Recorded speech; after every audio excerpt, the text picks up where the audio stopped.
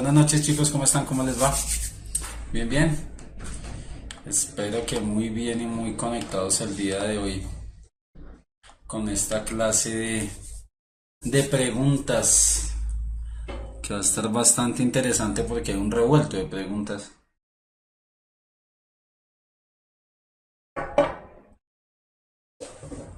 La profe, venga por aquí quienes están: Juan Camilo, Valentina, María Camila, Juliet, Silvia, Cassandra, Indira, Sebastián, Mildred. Me merezco un 5. Gustavo, Sebastián, Safia Lorena, Jonathan, Andrea Carvajal, Daniel, David, John, Carla, Vanessa, Manuela, Karen, Nairobi, se me fue una, Dana, Vanessa, Manuel, Andrea, Cassandra, Emanuela. ¿Cómo están todos? Ahí los voy nombrando y les voy dando sus 5 minuticos de gloria. Hola Laura, ¿cómo estás? Villeidi, Jesús, Sebastián, Silvia. Sí, ya era hora, Silvia, ya era hora, era que le estaba haciendo el kit de la afeitada desde hacía mucho rato. Entonces, ya era hora y que tuve algo de tiempo.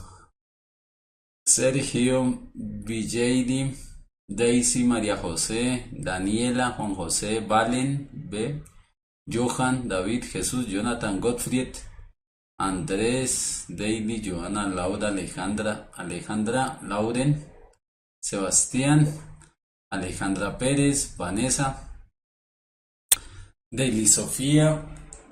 Hola, ¿cómo están todos? Espero estén muy bien el día de hoy. Muchos descansando por el paro, muchos descansando por la toma hoy de Bogotá. Los que no están en Bogotá me imagino que empezando a pensar que ya se les acabó las vacaciones sin haberlas tomado. Entonces ahí van a ver una cantidad de cosas. Eh, sí, lo de contestando muchas de las preguntas, sí, era ya justo y necesario la pasada por la máquina de podar. Entonces, sí, sí, tocaba. Bienvenidos el día de hoy, la información de siempre. Bienvenidos a los chicos nuevos que están hoy por la primera vez con nosotros. Hoy es un poquito fuera de lo común la clase porque es una clase donde vamos a interactuar un poquito más con las preguntas que ustedes nos han enviado al correo. De hecho, pocas, entonces casi no logro poner más la presentación porque me tocó rebuscar mucho. Muchas, sin mucha interacción, mucho contacto, les agradezco, pero pocas preguntas, mis amigos, y ahí sí me iban dejando un poquito corto. Algunas aclaraciones. La primera, alguien me estuvo preguntando, que ahorita no recuerdo si fue Sergio o fue alguno de los dos, ahorita tan pronto lo vea me acuerdo un poquito. eh, que me preguntaba que el lío que tiene es que él hizo toda la inscripción para el examen con tarjeta de identidad, pero ya tiene cédula.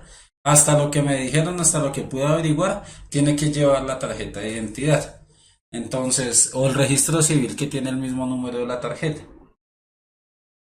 Y llevar efectivamente la cédula para que no haya ningún inconveniente en ese proceso. Hasta lo que averigüé, creo que no tiene que hacer ningún proceso extra ni nada por el estilo.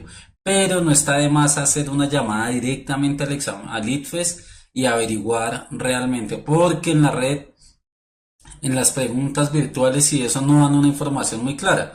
En cambio, ustedes yendo, si pueden ir directamente a la oficina de la ciudad que sea, o llamar directamente, le van a dar una respuesta mucho más confiable. Pero hasta lo que logré extraer y preguntarle a personas que están un poquito más metidas en ese cuento, no tiene que llevar el, la tarjeta. Hola, hola Rosana Calado, ¿cómo vas? Tatiana.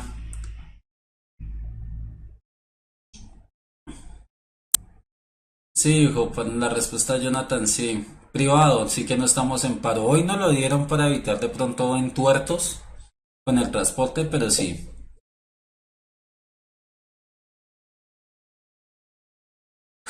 Sofía Lorena, por interna, envíamelo al correo y te respondo. No, es que soy más joven de lo que realmente me veo. Eh, no, Sebastián Portilla, la plataforma de puntaje nacional.co es independiente de cualquier universidad del país. Que se hace trabajo mancomunado, se ha hecho algún trabajo mancomunado, digamos el año anterior se hizo un trabajo mancomunado con la Universidad de los Andes.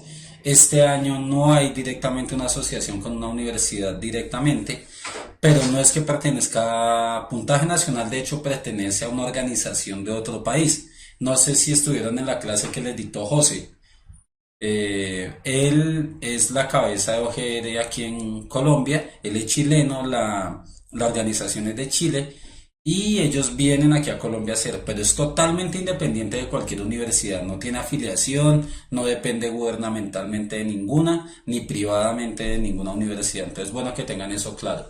Esto lo hacen ellos o lo hacemos nosotros con la intención de que ustedes se formen y puedan realmente competir en una escala de igualdad frente a muchos otros niveles de educación. Eh,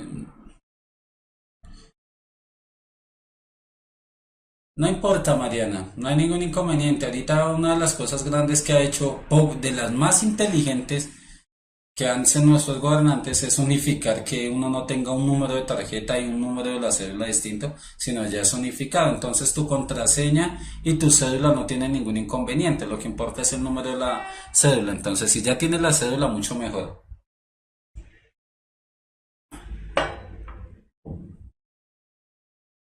Eso se hace con la intención de que ustedes estén preparándose. Mis amigos, las preguntas, el meme no tiene que ver con las preguntas, no fue que alguien lo haya hecho, en serio, no, no fue que alguien lo haya hecho. Empecemos con la primera. Lauren Micolta me envió esta preguntita que salió en el simulacro. Lauren, literalmente intenté, por lo general, de que esté literalmente lo que la pregunta de ustedes, así no tenemos mucho cambio de interpretación. Ah, me permiten sobre él.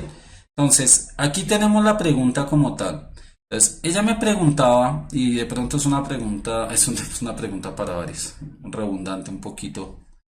Es, ¿qué significa el punto relleno y el punto en blanco? Entonces, cada uno significa la notación de un intervalo, la característica del intervalo.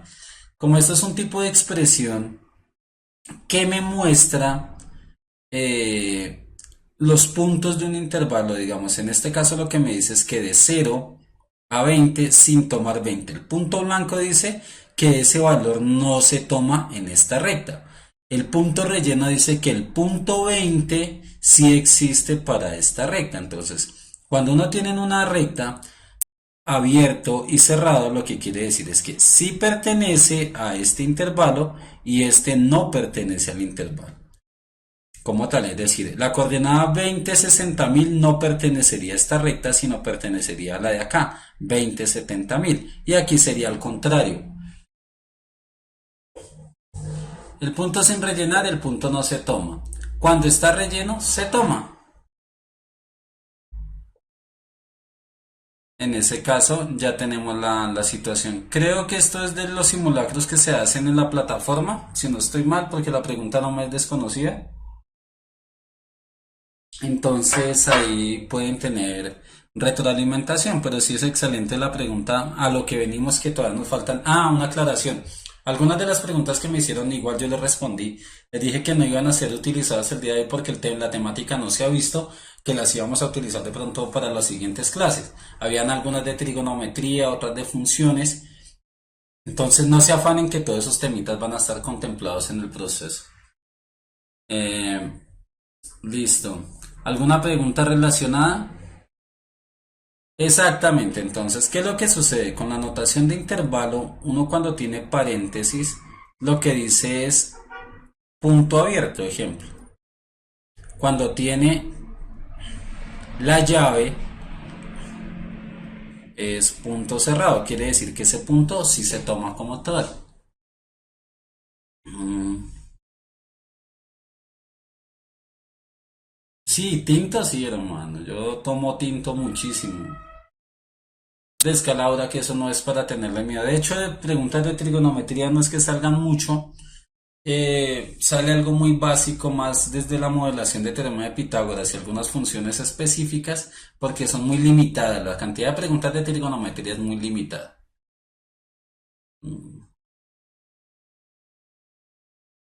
Listo. Dana. Dana me envió esta pregunta. No fue la única que me lo envió. Alguien más me envió, sino que ya iba muy adelantado en la presentación y la verdad ya estaba cansado por haber hecho mención. Pero alguien más envió la pregunta como tal. La primera que tomé fue Dana Criollo. Entonces, ¿qué dice? Entre los 16 estudiantes es de probabilidad y conteo. Entonces ayuda a profundizar un poquito lo que ya habíamos visto dentro del contexto. Entonces, intenten responderla y ya la aclaramos a ver qué pasó. De los 16 estudiantes de un salón de clases se va a rifar una boleta para ingresar a un parque de diversiones. 16, cantidad de estudiantes, eso es necesario tenerlo en cuenta. Cada estudiante debe escoger un número del 3 al 18. El sorteo se efectúa de la siguiente manera. Se depositan 6 balotas en una urna, cada una numerada del 1 al 6. Se extrae una balota, se mira el número y se vuelve a depositar en la urna. El experimento se repite 2 veces más. Perdón. Perdón. Luisa, ¿qué hemos visto? Vimos una clase de conteo, de combinatoria. Esa clase ya está, fue como la quinta, sexta, no recuerdo bien. Pero hay otra clase más, es decir, casi que de cada clase vamos a hacer 2 módulos, uno introductorio a los conceptos y otro ya referencial a muchos de los procesos. ¿Estamos? Entonces no se preocupen.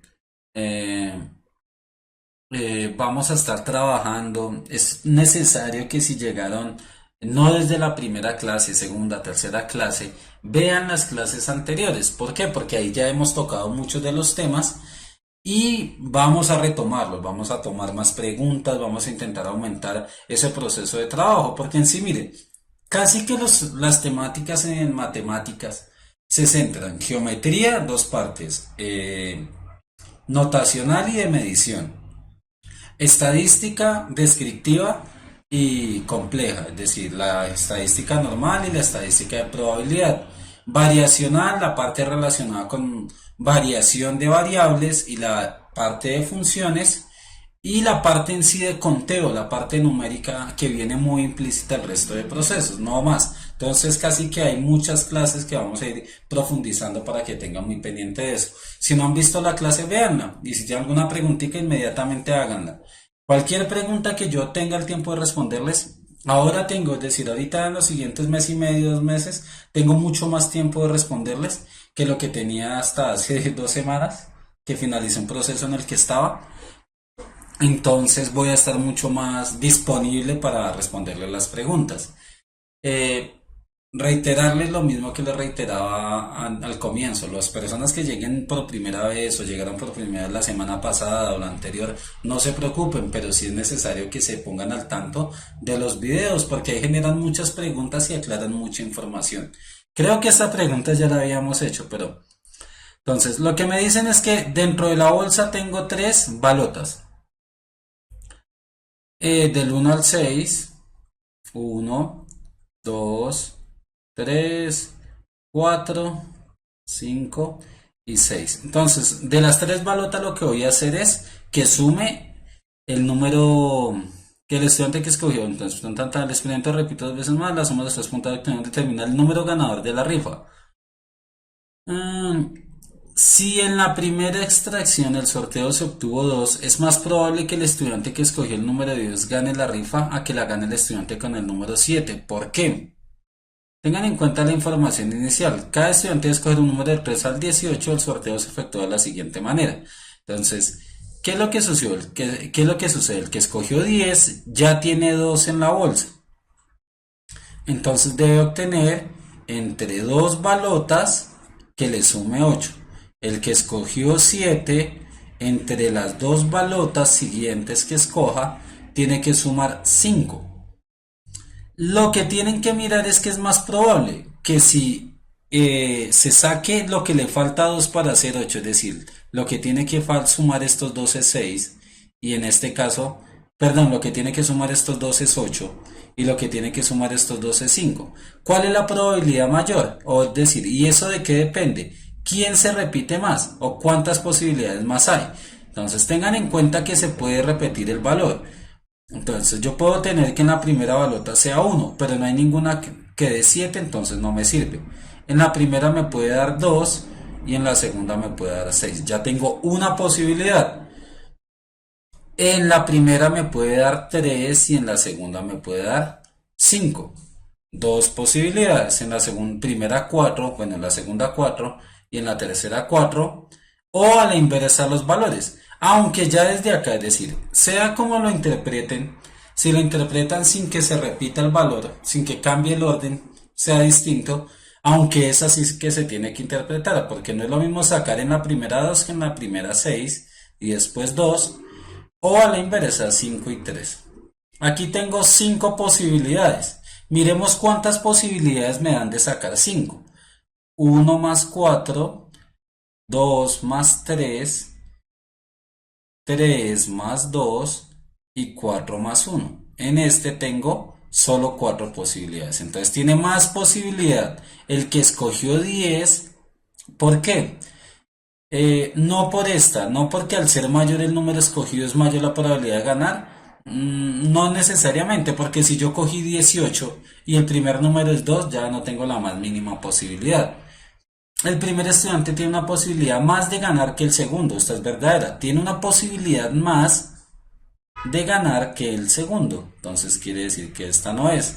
Es más probable seguir obteniendo números pares, una afirmación por rellenar la pregunta. Es mayor la diferencia entre 10 y 18 que entre 2 y 7. Otra pregunta por rellenar. No tiene nada que ver esas cantidades frente a la característica de las posibilidades. Lo que nos interesa son las posibilidades como tal.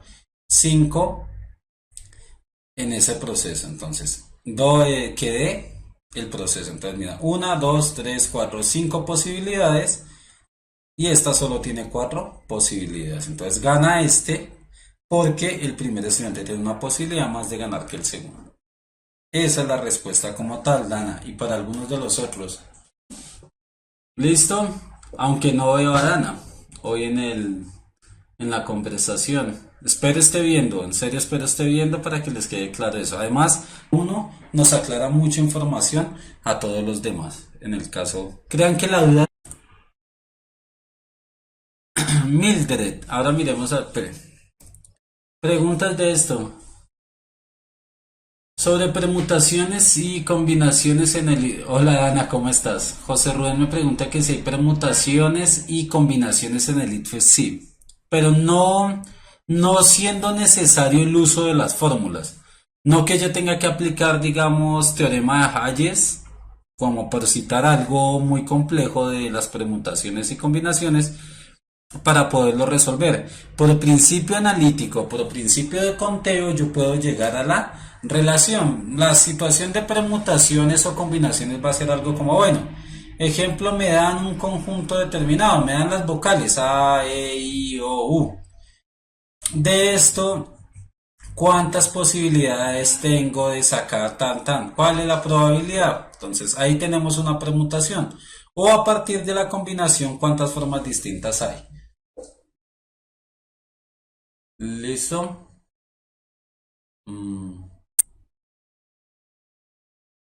Listo, Juliet, ya miramos. Entonces, deben tener claro. Uy, se me fue.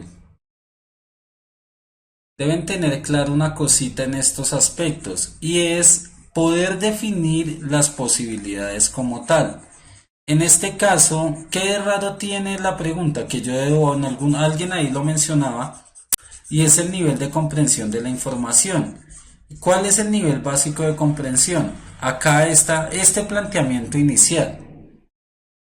Entender que yo no estoy buscando completar 10 o completar 7 porque ya tengo el primer valor. Ese es el primer error que uno comete en el análisis.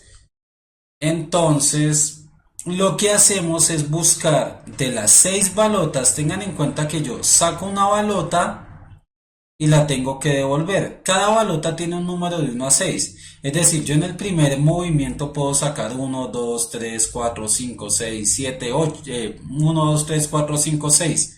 Cualquiera de los 6. Y devolverlo al de acá. Ahora, lo único que me piden combinar o en este caso diferenciar es entre dos balotas con los números de 1 a 6, ¿qué posibilidades hay para construir lo que me falta para hacer 10, que es 8? Entonces, por eso es que salen las posibilidades 2 más 6. Que la primera balota sea 2 y la segunda 6, porque 2 más 6, 8 y 2 que llevaba, 10. Entonces, es que el primer estudiante elige el número 10 y el segundo 7. Entonces le dicen, ¿por qué es más posible o qué posibilidad tiene a favor? De hecho, es una afirmación. Le dicen que el que va a ganar tiene mayor posibilidad de ser el 10. ¿Por qué? Le dan una serie de enunciados, pero antes de hacer eso yo debo comprobar el enunciado. ¿Cómo lo compruebo? Obteniendo las posibilidades. Y de ahí es que sale 2 más 6, 8, 3 más 5, 8, 4 más 4, 8, 6 más 2, 8 y 5 más 3, 8. Primera balota la devuelvo a la bolsa. Segunda balota, entonces por eso es que se pueden repetir en este caso del 4. Eso es importantísimo, entender que se puede devolver el valor a la bolsa. Mientras que para construir 5 solo hay 4 posibilidades. 1 más 4, 2 más 3, 4 más 1 o 3 más 2. Entonces son primera balota y segunda balota. Entonces, ¿cuál es la afirmación? Pues que aquí tengo 5 posibilidades de obtener el 8, mientras aquí tengo solo 4. Ahora vamos aquí a la comprensivo. Entonces, al ser mayor el número escogido, ¿es mayor la probabilidad de ganar? No, porque si tengo un número muy alto, ejemplo 18, la posibilidad de que saque 18 solo es una, de que las tres balotas me salga 6. Entonces, no entre el número más grande, mayor probabilidad de ganar. No, falso. El primer estudiante tiene una posibilidad más de ganar que el segundo. Ya lo comprobé. El primer estudiante tiene una posibilidad más que el otro. Entonces la respuesta puede ser esa. Es más probable seguir obteniendo números pares. No hay mayor probabilidad porque hay 3 números pares y 3 impares. Es exactamente la misma posibilidad. Es mayor la diferencia entre 10 y 18 que entre 2 y 7. Estos son argumentos traídos de los cabellos que no tienen nada que ver, pero es bueno verificarlos y a partir de ahí la respuesta es la B. Entonces, espero les haya quedado claro ese proceso. Ahí ni siquiera es probabilidad todavía, porque no estamos haciendo un análisis frente al total o porcentual, sino solo estamos diciendo a partir de esta descripción del conteo del espacio muestral, ¿cuál tiene mayor posibilidad? Entonces, esto es más combinatoria que probabilidad como tal. Listo. Esta se las había dejado de tarea a bastantes. Para serles muy sinceros, Mildred y otras 2 personas, alguien me envió, sino que lo que les digo, anoche lo vi, pero la mención del nombre se me olvida mucho. Lo hizo en una hoja cuadriculada con colorcitos, quedó muy bonito, le tomó la foto y me lo envió. Es decir, ese tipo de cosas ayuda a que ustedes decanten mucho el conocimiento. Listo. Excelente, Julie. Bien, Juliet. Natalie Guzmán. No entendí. No, Natalie. Son solo 2. Tenemos 10 y 7. El primer estudiante escoge 10 y el segundo tiene 7. Sí, son 3 balotas, de pronto lo que quieres decir, pero la primera ya está. El contexto me dice que la primera balota ya está, que es el número 2. Mientras miremos ¿qué otra pregunta? Bebe.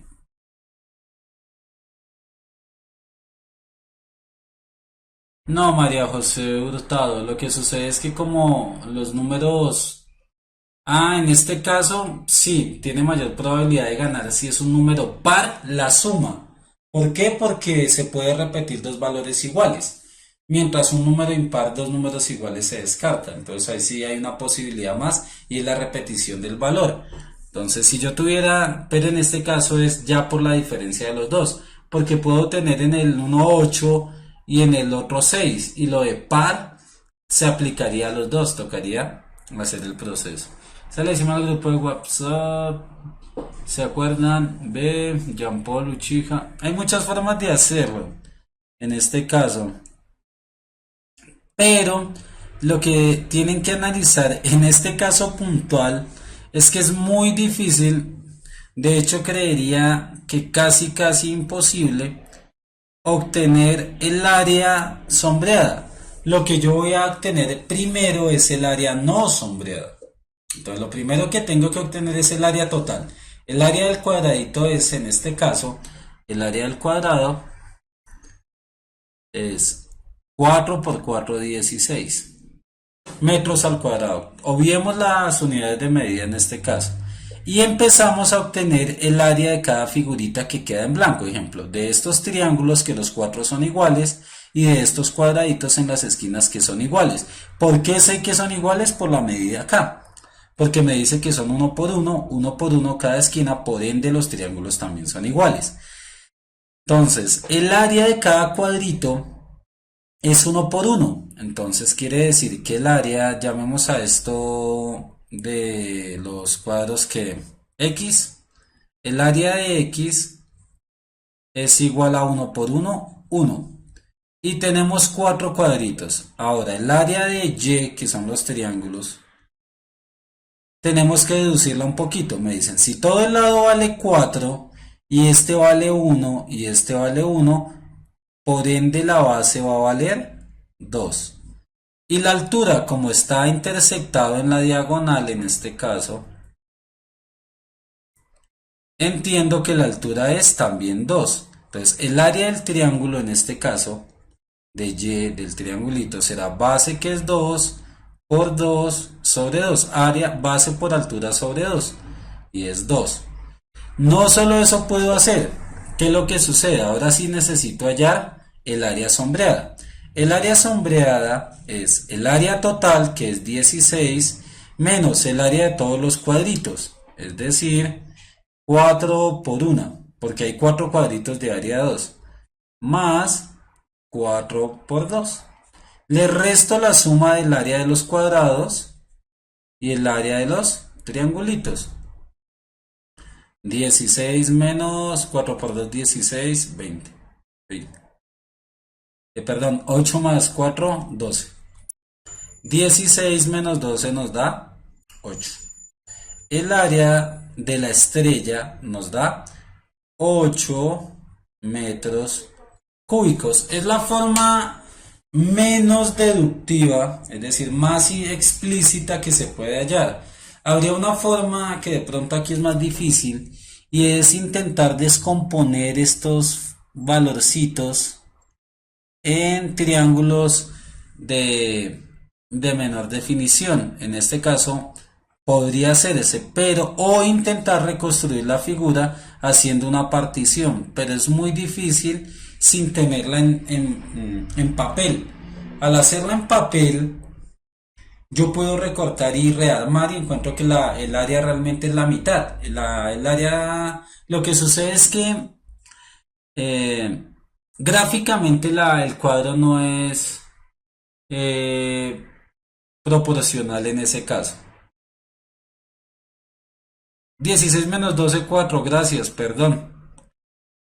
Estaba pensando en 8. Ya. Estaba duplicándola. Ya. 16 menos 12, 4. ¿Siguen por no estar pendientes ustedes? Es 4. Listo. La B, sí. 16 menos 12 da 4 como resultado. Si lo hicieron escrito, si lo pasaron a papel, se dan cuenta que rearmarla es mucho más simple de lo que uno creería. ¿Por qué? Porque se le hace uno más sencillo la partición en el proceso y poder completar. Pero es más fácil hacerlo, es decir, en el papel tienen que irlo deduciendo poco a poco. ¿Listo? Sí, un poquito, bastante distraído. Entonces, esa es la especificación. Que si hay otra forma, Sí, siempre me pasa, Lauren. Es que se me manda un poquito despistado hay veces. Pero podría decirles que lo hago de aposta para estar pendientes si están atando al tanto. Pero sería mentira porque no, es más bien de que anda uno medio despistado. Sí, María José. El área sombreada, Juliet, siempre es área sombreada menos área total menos otra área. Es decir, si yo quiero hallar el área sombreada, lo que normalmente hago es área total y el área que está fuera de la sombra. Y ahí se puede obtener lo que no tengo. Siempre se tiene ahí. Para áreas sombreadas es área total menos área de mayor o menor tamaño. Hay veces la fórmula general dice área mayor, pero en algunos casos el área sombreada es la menor, entonces hay una cantidad de cosas ahí. Pero siempre tengo que obtener una área más pequeña para poderla restar.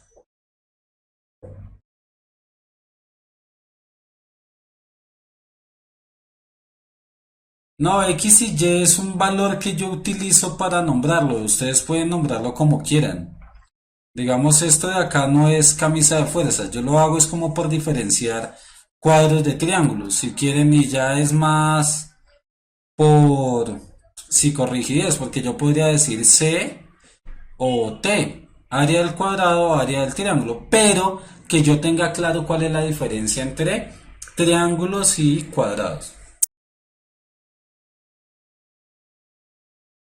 Jaime Esteban Gil estaba reclamando sus 5 segundos de fama.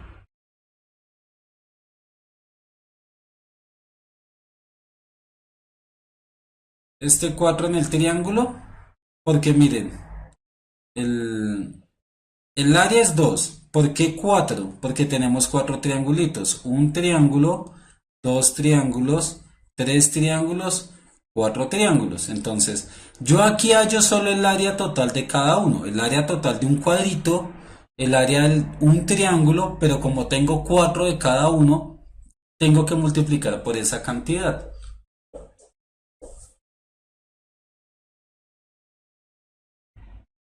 Claro, Erika, esto es un problema, una pregunta real que salió hace un poco. Creo que salió en un lineamiento. Esta pregunta salió en un lineamiento. Creo que en el lineamiento del 2015, 2014 salió esta pregunta, en el documento como tal. Si sale en el documento es posible que salga. Checho, esa pregunta, ¿qué tipo es? Es un tipo de pregunta de medición, la parte de geometría pero de medición. Erika Jacqueline García me pregunta, bueno, sí. Paula, área y volumen, las básicas, las que vamos a trabajar cuando veamos lo de medición, principalmente en tener muy claro área de las figuras básicas, cuadrada, láteros, triángulos, y a partir de ahí la descomposición de áreas poligonales, pentágonos, hexágonos, que uno desde el punto de vista triángulo puede hallar el valor. No, Dylan, no hay forma de uno definir el volumen de un área. Es contradictorio. Entonces, volumen es tridimensional, área bidimensional y longitud una sola dimensión. La siguiente clase que tenemos de medición le vamos a trabajar bastante a lo que son fórmulas, porque no hemos trabajado todavía directamente medición como tal, desde características de área, de lo que maneja el ITFES como medición. Hay muchas preguntas de esa parte que son muy deductivas. Ejemplo, si tengo una que siempre aparece de una u otra forma, es que me piden en un área específica rellenar con áreas más pequeñas. Es decir, tengo un salón cuadrado y quiero embaldocinarlo con distintas baldosas. ¿Qué baldosas me sirven? O cosas por el estilo tiende a aparecer. Ese tipo de preguntas las puede hacer uno deductivas, pero es mejor uno manejarla desde el punto de vista de medición. Entonces, de volúmenes los tres básicos. Tengan en cuenta que solo hay tres fórmulas de volumen. Volumen de un prisma, volumen de una pirámide y el volumen de un poliedro regular como tal. Aunque un poliedro regular, como el hexaedro o un cubo, la fórmula es básica, es lado por lado. Pero no se estresen por eso, que, que vamos a trabajarlas. Es bueno que las vayan buscando, es bueno que vayan memorizándolas, porque sí, así el ITFES diga que no, es necesario trabajar de vez en cuando un poco de memoria. Siguiente. Esta la hace Stefa GP y es el tipo de regla de tres que se presentan simple y directa, y la compuesta que no la entiende muy bien. Aquí tenemos dos ejemplos. La compuesta como tal, lo único que tengo que hacerla es disgregarla en dos simples y pare de contar.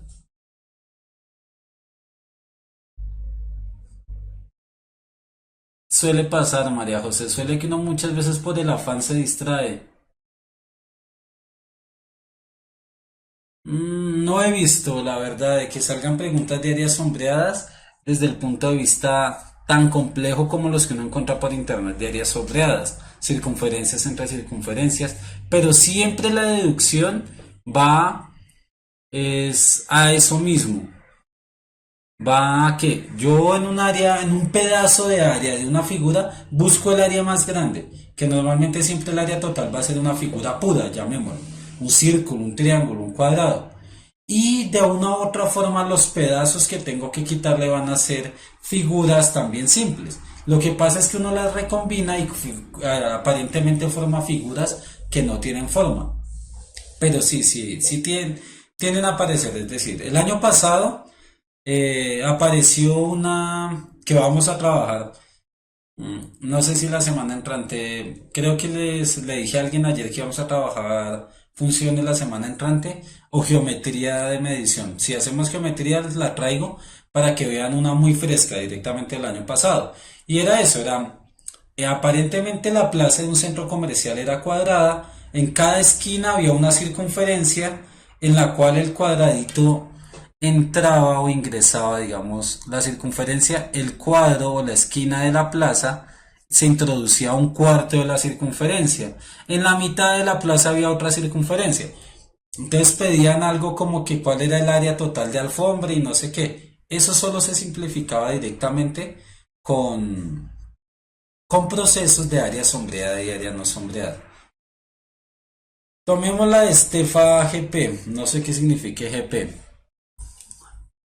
Ah, Sofía Lorena Rangel, le dije que funciones. Listo.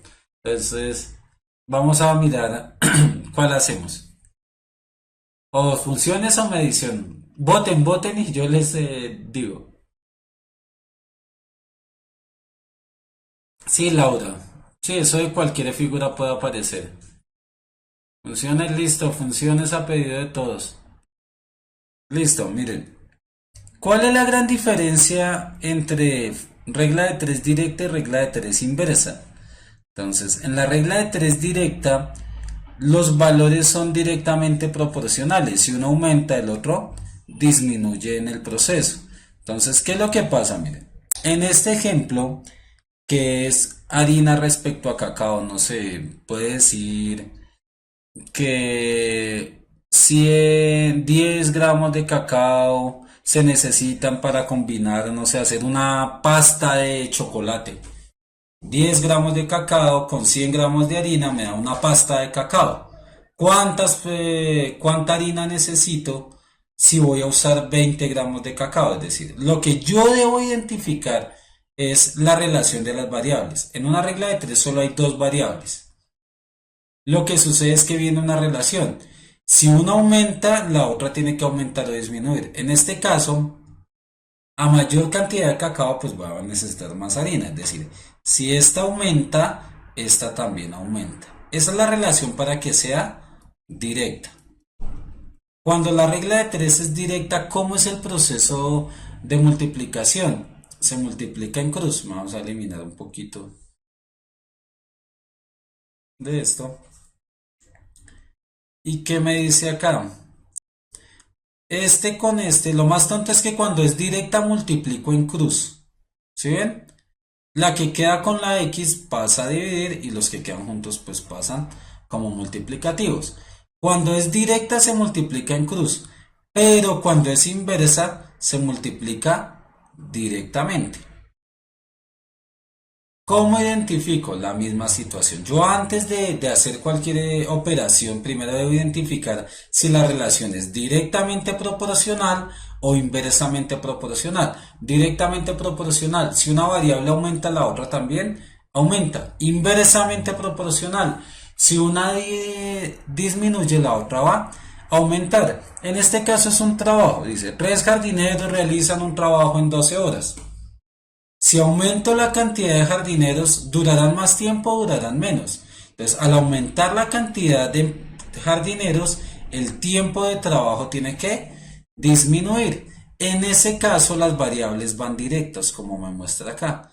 Las de arriba se multiplican entre sí y la que queda con la x pasa a dividir. Ejemplo, 3 por 6 y 6 por x, pues queda la 6 solita para que me dé la disminución. ¿Ven?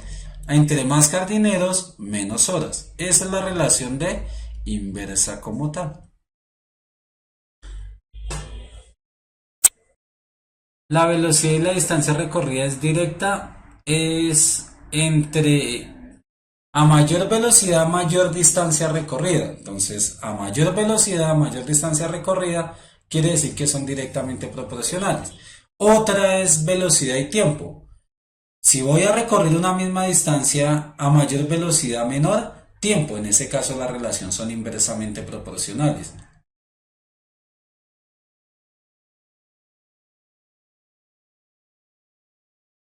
Miren, lo más difícil del examen de matemáticas del ITFES es todo el examen de matemáticas del ITFES, mis amigos, porque hay muchas veces en preguntas muy simples que tiene uno que aplicar una operación de fracciones. Si ustedes no saben una operación de fracciones, un decimal se fregaron. Pero muchas veces la pregunta contextualizada de funciones, como funciones o límites lo tienen muy fresco, es mucho más simple para poder llegar a la respuesta. Lo importante que es que ustedes entiendan, que ustedes lean muy bien y que no se estresen, porque a veces uno se llena mucho de tensión y el cerebro se le bloquea.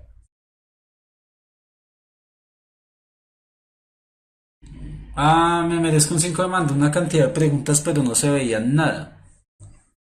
Primero estaban al revés y otras no se entendía muy claramente. Pues yo las podía leer, pero para ponerlas en presentación era un poquito difícil. Me parece que yo le había escrito que sí las podía tomar un poquito mejor y me las reenviaba.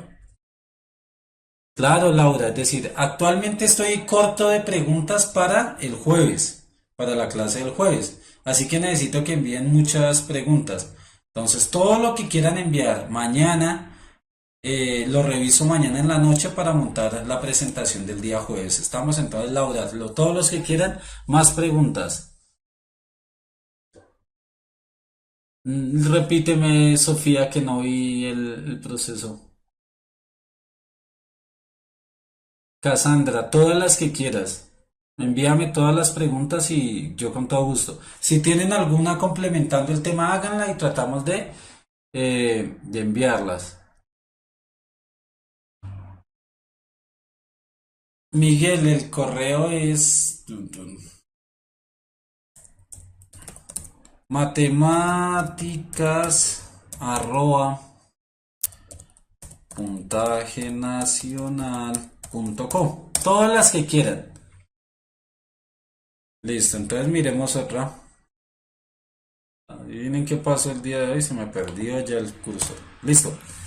Este es de Julián Camilo López Olaya. Él hacía una pregunta muy pertinente respecto a los cambios de estado.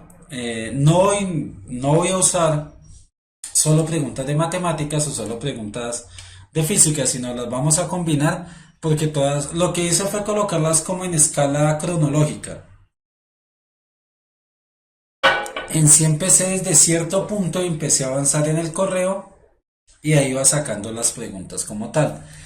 Dice, en termodinámica un cuerpo cambia de estado por la cantidad de energía que absorbe y para cambiar de estado sólido a líquido se necesita menos energía para cambiar de estado líquido a gaseoso. Las dos preguntas en sí, la primera se define a partir de qué creen ustedes. Digamos, pongamos la intencionalidad al cambio de estado. ¿Por qué será que digamos en este caso el agua cambia de estado. ¿Cuál será la intención de la materia para cambiar de estado?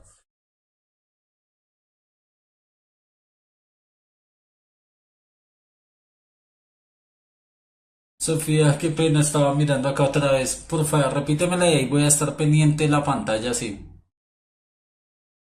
Sí, María José, la directa se hace en cruz y la inversa se hace directamente. Esa es la explicación.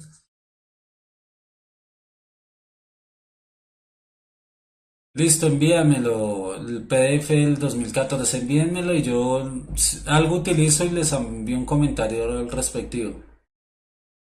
Sí, Laura, todas las que tengan de matemáticas y física, miren, estamos utilizando de física en la clase de hoy. ¿Cuál es la intención de la materia? Adaptarse al medio, Laura. Eso es una buena situación, pero ¿por qué? Adaptarse al medio, ¿con qué intención? Vanessa, el aumento de la temperatura solo es una descripción de la cantidad de energía que absorbe. Todo cuerpo que absorbe energía aumenta la temperatura. Calor específico más es un término que se llama calor latente.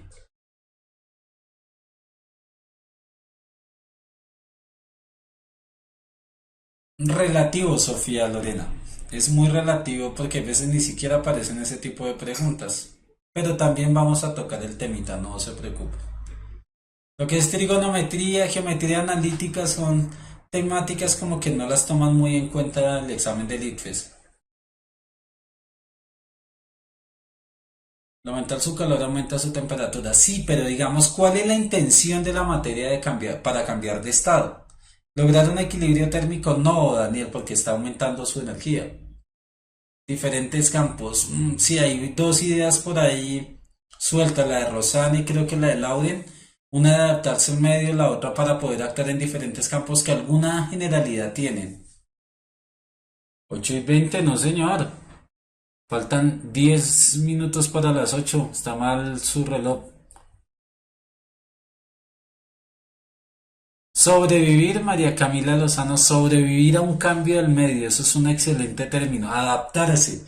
Pero traten de finiquitar.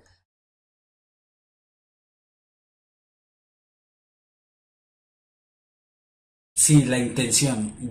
Pongan intención a la materia para cambiar de estado. Entonces, miremos una cosa, un dato que les puede servir. El estado sólido del agua llega máximo a 0 °C. Tengan en cuenta que la temperatura mide la cantidad de energía que puede absorber. El agua ya en estado líquido a 100 grados centígrados aproximadamente. Y el vapor aproximadamente no, entre 1000 y 3000 dependiendo la presión, pero digamos que 1000, como por tener un dato con cierta regularidad. Si ven y le ponemos intencionalidad a la materia para cambiar de estado, respondiendo a la pregunta de Julián Camilo, la primera, es verdadero. En termodinámica, un cuerpo cambia de estado por la cantidad de energía que absorbe. Verdadero. La materia, ¿con qué intención cambia de estado? Con la intención de seguir absorbiendo mayor cantidad de energía. Como en estado sólido llega este tope de absorción de energía, cambia a estado líquido y aumenta el tope, es decir, aumenta el nivel de medida de la temperatura, lo que muestra que aumenta la cantidad de energía que absorbe para seguir absorbiendo más energía. Ante la primera, sí, respecto a esto. Y la segunda, esto tiene que ver con esta fase que tiene acá. Es algo que se llama calor latente.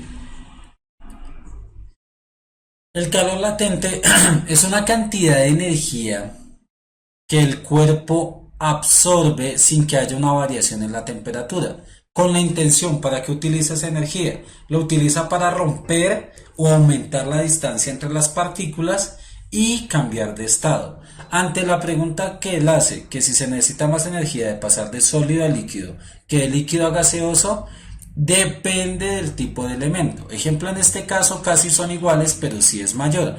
Por lo general, en todos los elementos, para pasar de líquido a gaseoso, necesita una mayor cantidad de energía de calor latente o de energía latente que para pasar de sólido a líquido. 7:59, bien. Gracias, Rosana, porque es que lo que pasa es que aquí mi reloj que tengo acá siempre está atrasado. Pero no se preocupen, le robo 5 minuticos. La segunda pregunta es, ¿verdad, Natalie? Entre más adelante está la pregunta, Vanessa. No comas ansias, que no sé si tú la enviaste, pero sí ahorita está la pregunta de la presión y la temperatura.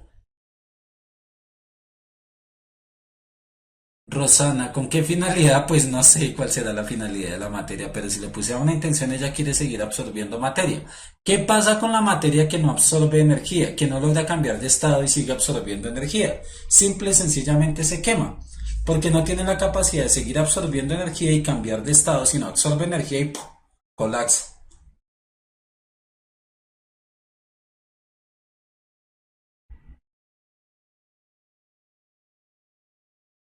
Entonces, para pasar de sólido a líquido pierde energía, no, Indira, aumenta la absorción de energía. Cada vez que va a hacer un cambio de estado de sólido a líquido, de líquido a gaseoso, aumenta la absorción de energía, acumula mayor energía para cambiar de estado.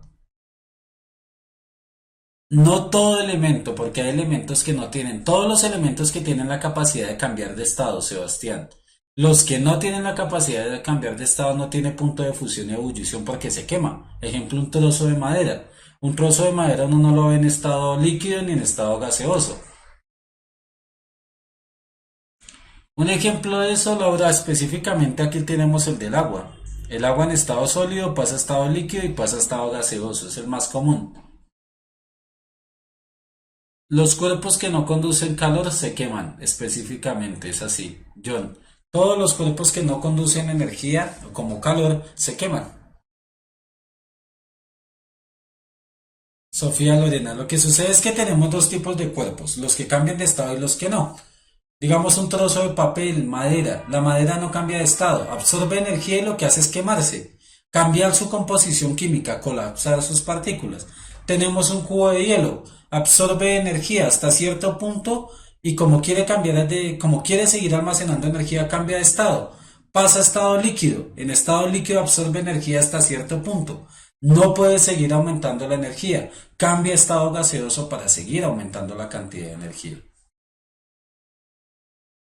Un ejemplo de calor latente es poner a hervir una olla de agua a una temperatura determinada y que cambie de estado líquido a gaseoso. No de calor latente, sino de estado, cambio de la materia. El calor latente realmente es una ambigüedad porque yo no lo puedo percibir. Sé que pasa, pero no, no lo puedo cotidianizar. Es decir, es algo que yo no veo en lo cotidiano. Yo en lo cotidiano solo veo el cambio de estado, pero no veo en qué momento absorbió calor como calor latente. María José, todo cambio de temperatura muestra un cambio de la cantidad de calor que tiene, no solo de calor latente, sino una cantidad de energía cambia. Si disminuye la temperatura es porque pierde calor. Si aumenta la temperatura, eh, aumenta el calor. Sergio, cambio de estado es químico o físico. Cambio de estado es físico. ¿Por qué físico? Porque al cambiar de estado puede volver a su estado inicial. Un cambio químico cabe la posibilidad de que no pueda volver a su estado inicial. La materia es adicta a la energía, sí, Jean Paul, en pocas palabras, sí, al menos la materia que cambia de estado. Mari Garcés Castrillón. Eh, Linda, lo de calor latente como tal, es una cantidad de energía que almacena solo y única y exclusivamente para cambiar de estado. Ingrid May, Yuri Ruiz Becerra. Los que no tienen esa capacidad no absorben energía, la acumulan en un punto. Entonces, si uno pudiera ver lo que es quemarse un trozo de madera a nivel microscópico, es como si fuese una bomba a explotar. Como que se acumula energía y ¡pum! Cambia su composición como tal. Porque lo que hace es separar la partícula, es decir, separar la composición de la madera bruscamente.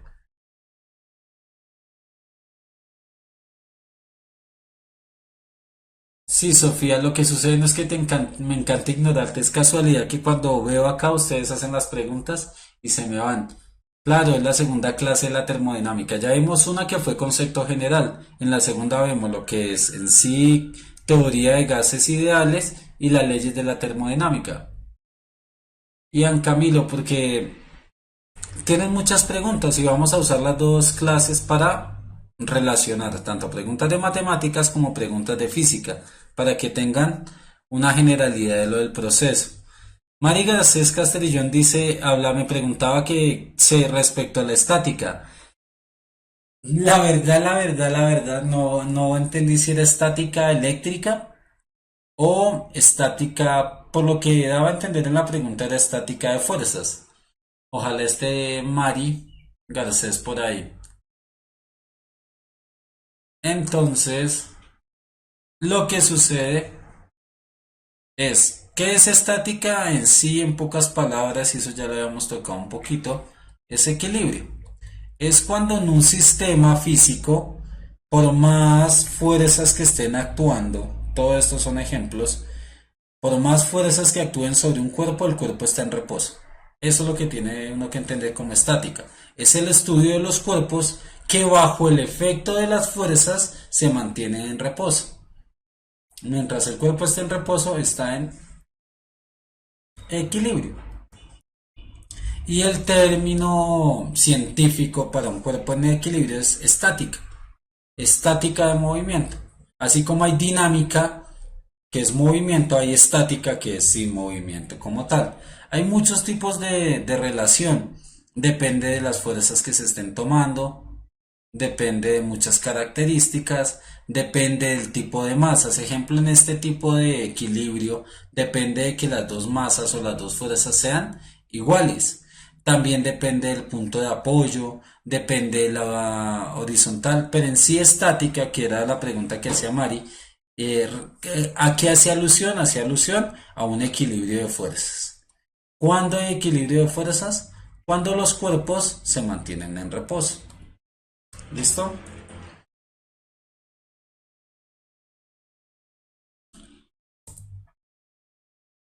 Vanessa, esta pregunta la envió Vanessa. Dice, en una caja se tienen tarjetas cuadradas. Lean la pregunta e intenten responderla mientras yo le echo una miradita allá a las preguntas. Sí, Vanessa, creo que le habíamos aclarado eso. Decimos que es imposible que un cuerpo parta del reposo y automáticamente pase a una velocidad instantánea. Tiene que pasar por un espacio de aceleración, llegar a una velocidad y mantenerse. Sí, John, en pocas palabras, sí, solo en el espacio un cuerpo está en reposo sin haber equilibrio. Me explico, está en reposo sin estar bajo el efecto de fuerzas. Aquí así está una silla quieta, está bajo el efecto de la fuerza del peso.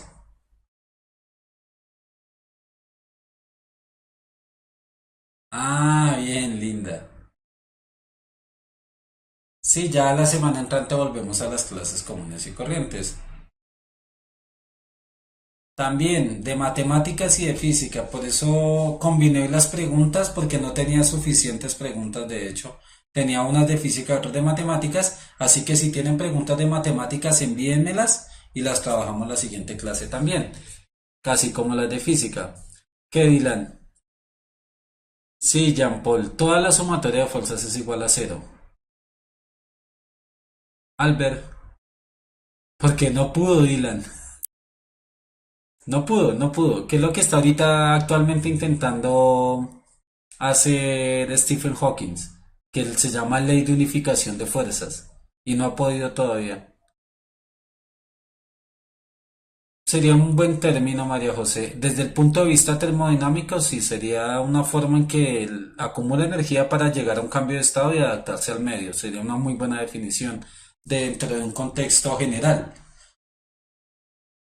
No sé, Jaime, Esteban, envíenmelas y las corregimos y miramos a ver.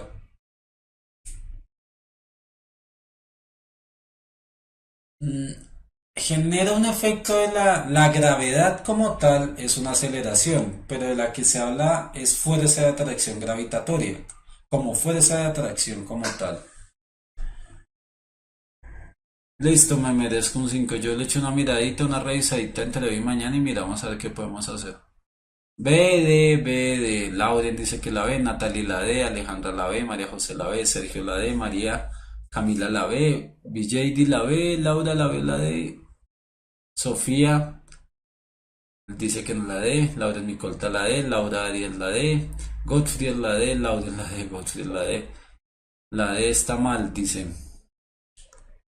Ni circular ni roja. Que no sea circular ni roja. Ese es un poquito porque tenemos una tabla de contingencia, se llama estadísticamente hablando, y es cuando en una misma tabla, una misma situación tiene algunas variables distintas. Ian, Rosana, la de Mateo, Natalia Ojeda, la de Lady Lizette Diusa, la B, la de Mildred, Juan David, Andrés Saray, Gottfried, José Rubén, Sebastián Roja. Miremos a ver, eso es importante tener en cuenta. ¿Qué me está preguntando? Tengan en cuenta que aquí me preguntan lo que no es correcto, dice. En una caja tienen cartas cuadradas, circulares y ovaladas. Cuadradas, circulares y ovaladas. De estas algunas son azules y otras son rojas. La información se presenta en la siguiente tabla. Entonces, la tabla de contingencia muestra aquí un total, es decir, de la cantidad total de cartas que tenemos, tanto cuadradas, circulares o ovaladas como azules y rojas al mismo tiempo, son 30. El total de azules son 15, el total de rojas son 15. El total de cada figura son 10. Dice, si se extrae una tarjeta al azar, no es correcto afirmar que la probabilidad de que sea cuadrado o circular es 2 de 3. Recuerden, lo de la probabilidad es muy simple. La probabilidad lo que me establece es la cantidad independiente sobre la cantidad total. Que sea cuadrado o circular. Si es cuadrado o circular estamos hablando de 10 más 10, 20. Sobre el total que es 30. Simplificamos la probabilidad y me da 2 tercios. Quiere decir que la A es verdadera. Entonces no me sirve como respuesta porque estoy buscando la que no es correcta. Sea circular o roja. Sea azul o no sea circular ni roja. Entonces, la que más fuera de contexto veo es esta por el número. Es una que resalta, pero miremos a ver si sí. No sea azul, que no sea azul. Es decir, lo que vamos a calcular es que sea roja en ese proceso, al no ser azul. Si es roja, aunque la probabilidad de que no sea azul es la misma que no sea roja, o la probabilidad de que no sea roja es la misma que sea azul, es decir, 15 sobre 30 igual a un medio. Quiere decir que esta tampoco nos sirve. No sea ni circular ni roja. Estas dos son las que son difíciles de tomar en cuenta. Si sea circular o roja. Circular y roja al mismo tiempo. Sea circular o roja. Entonces ahí vamos a tener un lío. ¿Por qué? Porque tenemos más valores de los que aparentemente son. ¿Por qué? Porque ¿cuántas rojas hay? 15. ¿Y cuántas circulares le tengo que sumar? 4 al promedio sobre el total, que es 30. 15 más 4, 19, y me da la probabilidad de acá. Por descarte la respuesta es la D. Miremos si sí, no sea ni circular ni roja.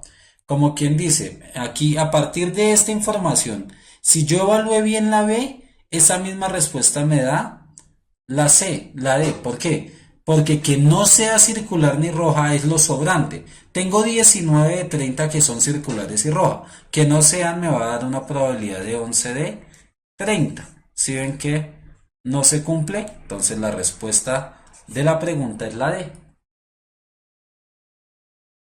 Si era la de Mildred.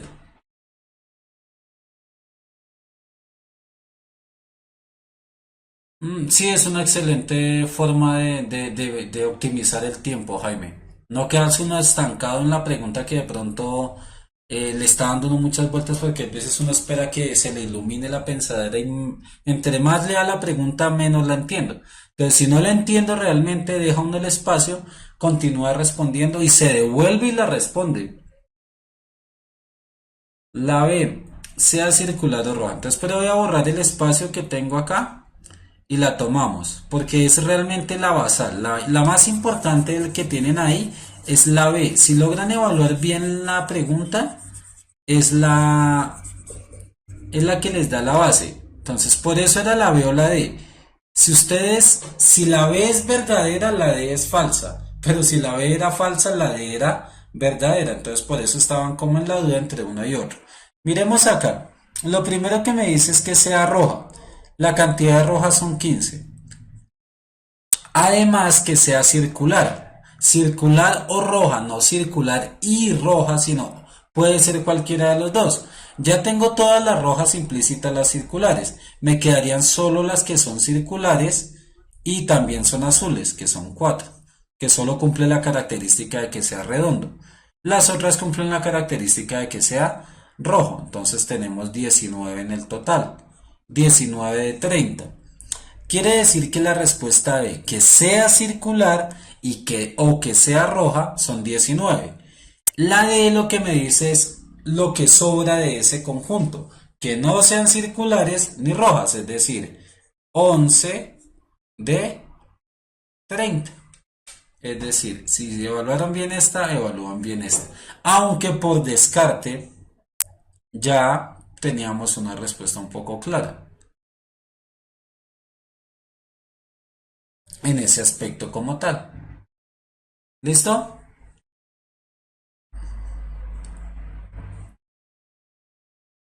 Listo. Esta me la envió Diego Monsalve. Se suman, sí. O lo que no es 11 sobre 30. ¿Por qué el 4, Ingrid? Porque habían 4 que eran solo redondas, que eran las 4 cartas azules, pero como ahí dice rojas o circulares, Vanessa, porque 11 es lo que no es rojo, exacto. Si son 15 rojas más 4 que son redondas, que son azules, entonces toca sumarlas las dos. Si dijera circular y roja, solo tendríamos 6 de 30, Emanuela. Listo, Carlos, no hay ningún inconveniente.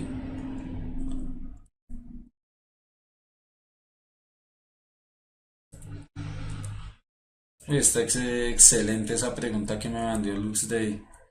Respondamos este y hacemos esta otra. ¿Qué me dice acá? Dice, Diego Monsalve, realmente la pregunta es en sí cómo se correlaciona en una gráfica lo que es inversamente proporcional con lo que no es. Entonces, que no estaba seguro de la pregunta. En esta pregunta, ¿qué me dice? En la última década se ha observado que debido a la deforestación, la extensión de un bosque se ha venido reduciendo aproximadamente en un 10% anual. Actualmente el bosque tiene una extensión de 200 kilómetros. Lo que le dice acá es que año a año va disminuyendo. Al aumentar los años disminuye la cantidad. Entonces es inversamente proporcional porque aumenta el tiempo y disminuye el bosque. Si una variable aumenta, la otra disminuye, quiere decir que es inversamente proporcional. Estas dos son una directamente proporcional y una directamente correlacionada. Recuerden lo que decíamos en la clase de variación. No es lo mismo directamente proporcional que directamente correlacionada. Él ya había identificado cuál era la relación, entonces acertadamente lo dedujo acá. Ahora lo que no definía era claramente esto. ¿Qué es lo que le dice aquí? Que a partir de cierto año va disminuyendo el mismo porcentaje año a año. Pero lo que sucede es que si este año redujo el 20%, redujo 20 kilómetros, quedan 180. El siguiente año reducirá 18, queda el valor. El siguiente reducirá 16, algo. Y sucesivamente la disminución año a año empieza a ser menor. Esto me diría que año a año disminuye lo mismo. Entonces quiere decir que esta no es. La respuesta es la D. Efectivamente, como la evaluó, Diego estaba bien. Sí, María José, entonces María también me envió la misma pregunta. No sé si no la vi. Y esta dice, la expresión que representa la extensión del bosque en función del tiempo es. Esta es muy compleja porque no nos dan un espacio como para tomar en cuenta. Lo que me dice es a partir de la correlación. ¿Cuál es la mejor forma? Tomar un año que yo ya sepa el resultado y a partir de ahí aplicar la fórmula y mirar si se cumple. Entonces, la extensión del bosque en función del tiempo es qué cantidad. De ejemplo, en el primer año tiene que quedar 180 kilómetros de bosque. Verifico si yo le doy a T1, ¿cuál me da? La respuesta de que quede 180. ¿Qué de pronto error hay aquí en esta pregunta? Que aquí sería 0,9 en el valor como tal, para poder tener una correlación en el proceso de lo que estoy hablando en ese aspecto como tal. Y verifican cuál le puede dar. En este caso, una relación clara. Cada vez que tengan una función de aumento o disminución respecto al tiempo y cantidad, tiene que ser una función de tipo exponencial. Entonces, en ese caso es A o B. Esta pregunta sí se coló, porque no debería estar acá, porque es cuando trabajamos funciones. Pero en este caso es muy sencilla. Si yo le doy a T1, la única de las dos respuestas que me da 180 es la E. La respuesta era la A.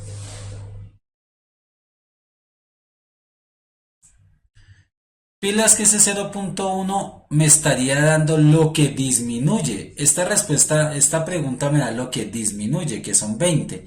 Y la pregunta me dice que es la extensión del bosque, que va quedando como tal. Porque es la extensión. Después de un año dice que pierde el 10%. 10% de 200 es 20. 200 menos 20 me da 180 kilómetros. Bien.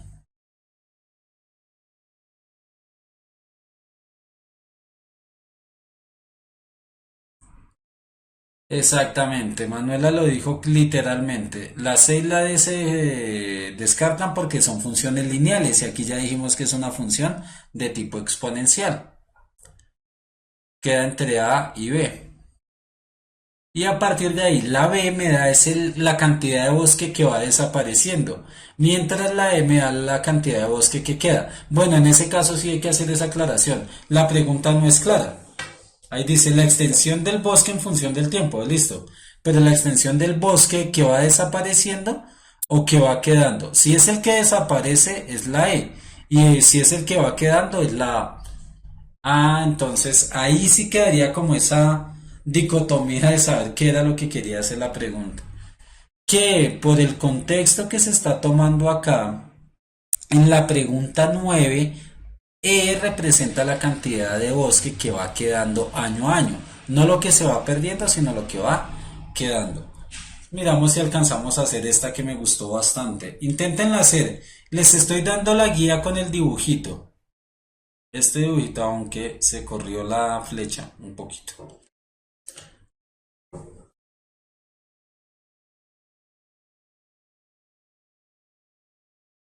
Sebastián, es una variable que ponen ahí en la función para que cuadre la variable como tal.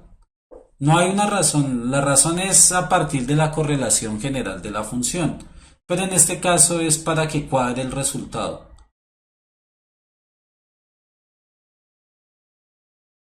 Sí, el problema ahí fue un error de escritura, por el contexto, Jonathan, exacto. Vanessa, es exponencial cuando es tiempo versus cualquier aumento o crecimiento de algo. Si a partir de que pasan tantos años aumenta mi capital, a partir de ese cambio de tiempo respecto a aumento o disminución de algo, se relaciona siempre en funciones exponenciales. Esta la manda Luz Day, Duque Mantilla. Es muy buena la pregunta. Sí, eso es en el primer año. Es una forma de comprobar y elegir la respuesta, Ingrid. Que sea la del primer año. Cuando el T es uno hace uno el producto y me da 180. Entonces ya la tiene uno como el valor.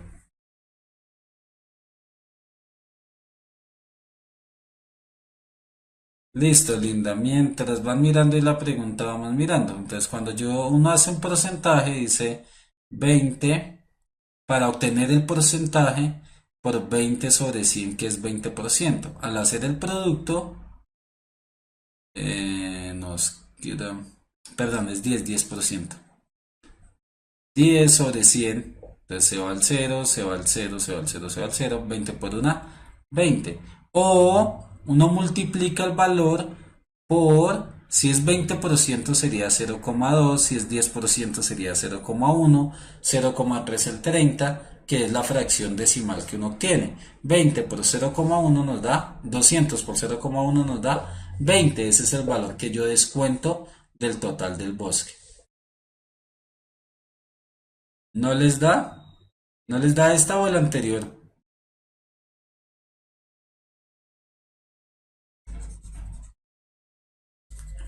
Inténtenlo mirar desde algo que se llama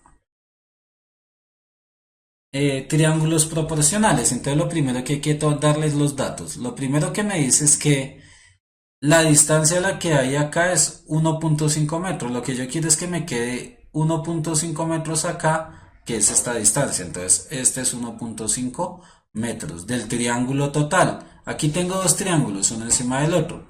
El triángulo azul sería las medidas de la lámpara. Me dice, de una altura de 30 centímetros, este triangulito es de 30 centímetros.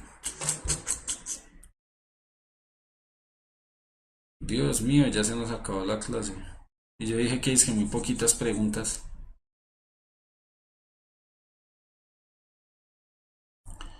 La altura de este triángulo es 30 centímetros. Y dice que la base tiene un diámetro de 20, como quien dice, esta longitud de acá tiene 10. Ahora, lo único que me piden hallar es esta altura.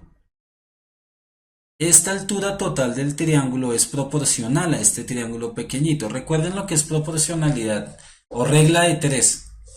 Entonces, si yo tengo, aumenta a 1.5 metros, es decir, aquí es bueno pasarlo a centímetros, 150 centímetros. Si aumentó todo eso, ¿cuánto aumentará la altura? Porque es un aumento proporcional. Ahí pueden hacer una regla de 3 directa. Al aumentar este, aumenta este porque hay una relación proporcional como tal. ¿Cuántas veces se multiplicó a este para que diera el resultado acá? Y me voy a obtener el resultado como tal. Ejemplo, entonces. Si 10 centímetros equivalen a 30, si 10 centímetros de base equivalen a 30 centímetros de altura, ¿cuál será la altura si equivale a 150 centímetros? Aparentemente es tan difícil y sale con una regla de 3 directa. 150, acabamos de mirarlo de regla de 3, por casualidad nos da. Entonces decimos 150 por 30 sobre 10. Este se va con este, 150 por 3, 450 centímetros. Como la respuesta está en metros, dividimos entre 100 y nos queda 4,5 metros. Aparentemente era muy difícil porque uno no veía la regla de 3. Ingrid, Mae, Yuri. Entonces las clases son el lunes de 5:37, nomás hay una, pero martes, miércoles y jueves hay de dos clases, de 5:30 a 7 y de 7 a 8:30. En la inscripción que haces de la página, ahí está el horario siempre. Siempre está el horario. Si no, en el canal también se puede, aparece el horario. Se las voy a dejar, es muy simple, aparentemente era muy difícil, pero era muy simple. De hecho, pues sí, para serles muy sinceros, sí me tomó tiempo la deducción.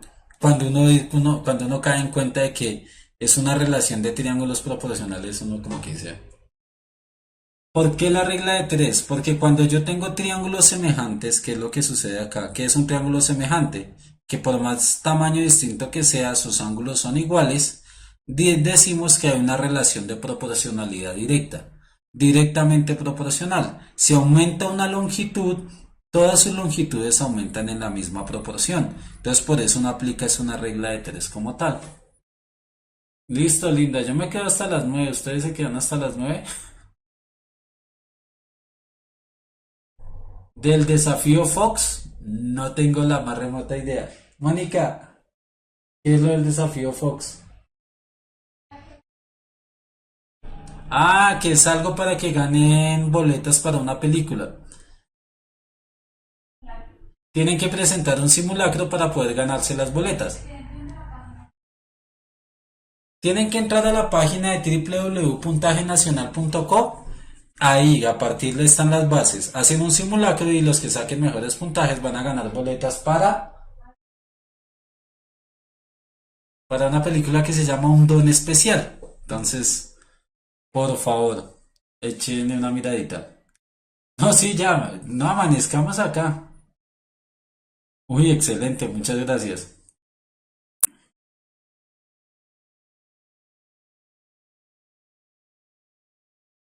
Dice que el desafío Fox es en Medellín, Cali, Bogotá. Sí, hijo, solo para Medellín, Cali, Bogotá. Creo que sí que en todo Colombia, por alguna razón, mañana es que hay cine, en Cine Colombia es gratis, pero creería que eso va a estar imposible ir. En Bogotá estamos, Juliet, estamos en Bogotá. Diego, el desafío es solo en Cali, Medellín y Bogotá. Lo del kit sí es para todo lado, creo. Entonces, gracias a ustedes por participar, Rosana. Cualquier cosa que necesiten, cualquier inconveniente, duda que tengan, envíenmela. Que si no me sé la respuesta, la investigo o me la invento, pero algo hacemos. No sé, eso ya es de los otros.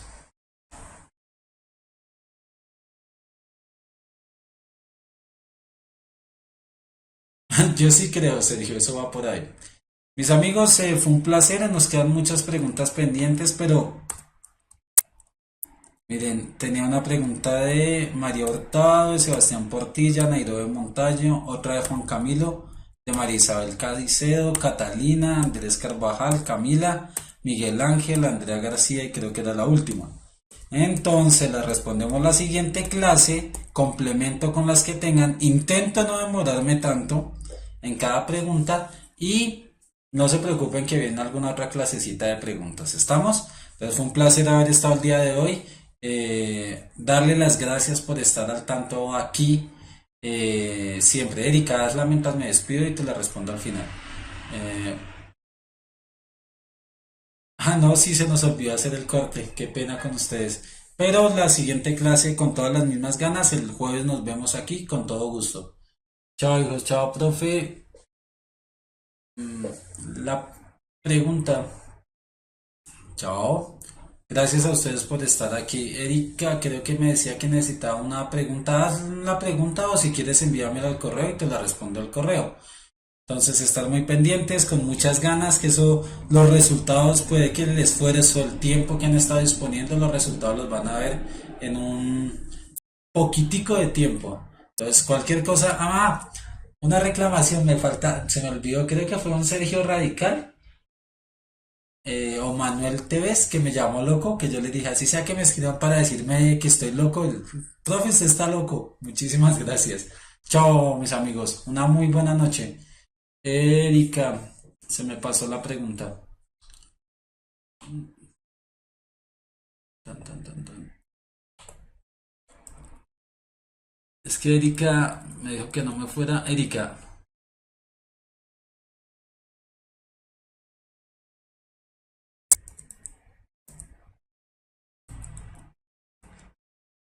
Con la definición no formal de límite, sí, de pronto sí, pero eso no, decir, por eso no se estrese porque eso no sale de límite, sale algo muy específico, límite definido y pare de contar.